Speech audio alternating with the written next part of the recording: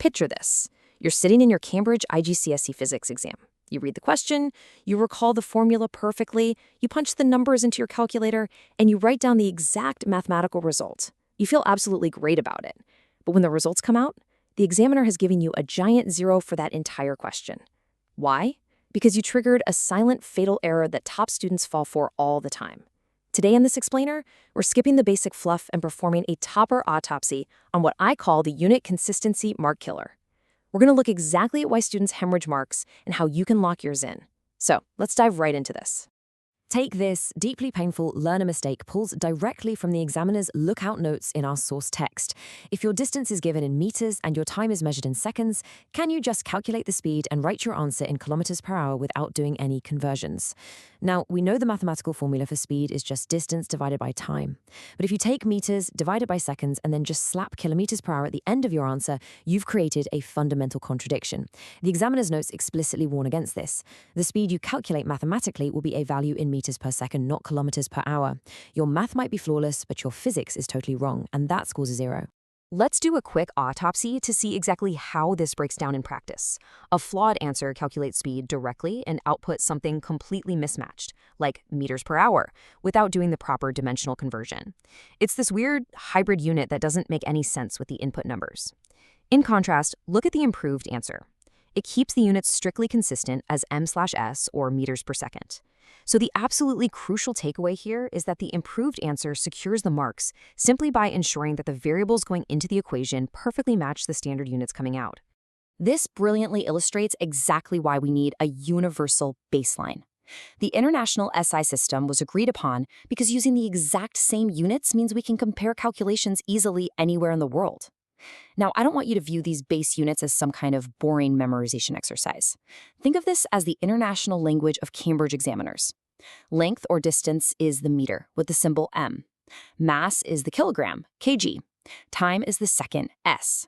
Using the correct symbol makes the unit easier to recognize and, crucially, much faster to write during a timed exam. And building real exam momentum requires knowing other crucial SI units too. Force is the Newton, energy is the joule, power is the watt. Recognizing and writing these exact symbols quickly is your first rapid-fire exam quick win. When you calculate potential difference and immediately jot down V for volt, or you find resistance and draw the omega symbol for ohm, you're signaling to the examiner that your foundation is rock solid. There's no hesitation, just clear, concise scientific communication.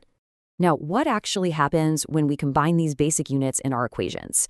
Well, we create a derived unit. This is simply a unit based on a calculation, like meters per second for speed. It indicates the exact number of meters traveled in each single second. What's really fascinating here is the slash symbol itself. In physics, that forward slash literally translates to the word per, and it indicates division in your calculations. It's like an instruction hidden right inside the unit. Meters divided by seconds. Simple division for speed is one thing, but this brings us to a massive A-star trap. In a moment, I'll show you the examiner clue that changes unit conversions completely, but first you need the framework that makes that clue obvious. You see, while calculating speed is relatively straightforward, the upcoming area and volume conversions are where the real grade boundaries are decided. If you don't understand the dimensional math behind them, you will lose marks even with the right formula, so pay close attention to this next part. This brings us to the absolute golden rule of choosing the correct unit: consistency. In a calculation, the units you use must match one another. If we want to calculate the area of a rectangle where the length is 20 centimeters, but the width is 10 millimeters, rushing to just multiply them to get 200 is a massive trap. Variables in an equation like area must be in matching units before you multiply. Before calculating anything, that 10 millimeter width absolutely must first be converted into 1 centimeter. Let's break this down into the exact tactical steps you need to follow to avoid this common pitfall. Step 1. Identify mismatched units immediately. The moment you see cm and mm in the same question, alarm bells should be ringing in your head.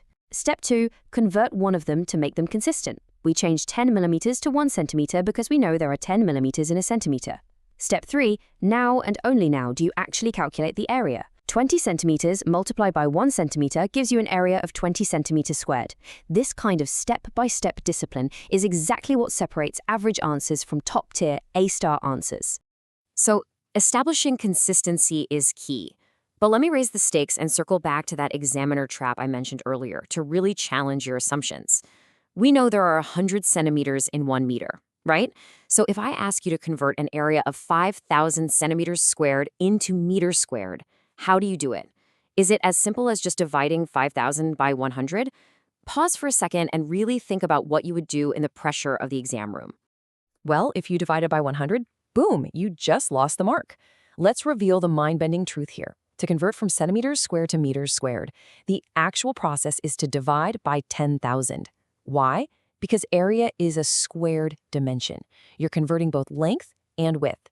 That means the conversion factor of 100 must also be squared. 100 times 100 is 10,000. So, taking your 5,000 centimeters squared and dividing it by 10,000 gives you a completely different and correct final answer of 0.5 meters squared. Now that you see how area works, let's push the stakes even higher. 1 million. This massive number is the exact examiner clue you need to remember for volume. Volume is three-dimensional: length, width, and height. So to convert centimeters cubed into meters cubed, you have to cube the base conversion factor, 100 times 100 times 100. That means to convert centimeters cubed to meters cubed, you must divide your value by exactly 1 million.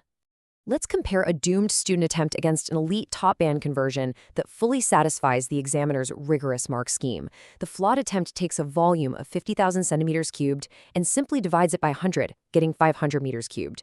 It's a catastrophic error in scale. The top band attempt, however, knows the rule of three dimensions. They take that 50,000 centimeters cubed and divide it by 1 million. The result is 0.05 meters cubed. This is the exact level of precision that secures the top grades. So, let's quickly recap this bulletproof unit framework to ensure you never hemorrhage these method marks again. Number 1, identify your base SI units immediately using the rules from tables 1.1 and 1.3. Speak the examiner's language. Number 2, always ensure your variables, like length and width, match in units before you perform any calculation. Never ever multiply mismatched units. And number 3, when dealing with area and volume, remember to use those exponential conversion factors. Divide by 10,000 for area and a whopping 1 million for volume when moving from centimeters to meters. So, you now have the conceptual framework for unit conversion. But I want to issue a final interactive challenge that highlights a really critical unresolved problem. Having this knowledge right now in a relaxed environment is one thing, but can you execute this 3-step framework flawlessly under intense exam timing pressure? When the clock is ticking and you have exactly 3 minutes left, will you remember to divide your volume by 1 million, or will you panic and divide by 100? Translating this theoretical knowledge into a fast, automatic exam reflex is exactly what we tackle next. Subscribe to our YouTube channel, Ace the Exams, at acetheexams_IGCSE to excel in your Cambridge examinations. Our next explainer focuses purely on timed answer writing systems, where we build your ultimate exam strategy around these core concepts. I'll leave you with this final, provocative thought. Are you studying just to understand the physics, or are you training so hard that you cannot possibly make a unit mistake even on your worst day? Think about it. See you in the next explainer.